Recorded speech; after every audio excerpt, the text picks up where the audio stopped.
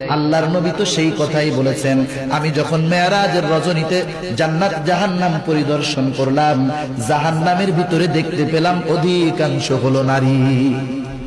কারণটা কি ইয়া রাসূলুল্লাহ? এক বর্ণনায় দুই কারণ, আর এক বর্ণনায় এক কারণ। আল্লাহর নবী বলেন একটা কারণ হলো এই নারীরা বেশি বেশি অভিশাপ দেয়।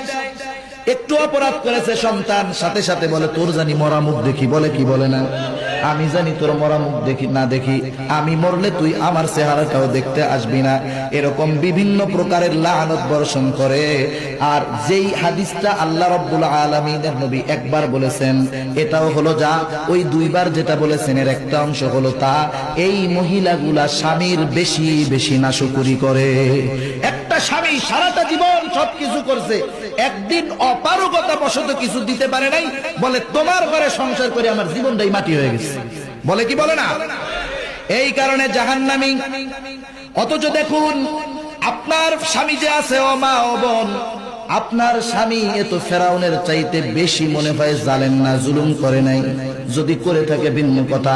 অথচ দেখুন ওই মৃত্যুর পূর্ব মুহূর্তে আসিয়া আপনাদের জন্য কি শিক্ষা রেখে গেছে, যে তাও সে তার জালেম স্বামীকে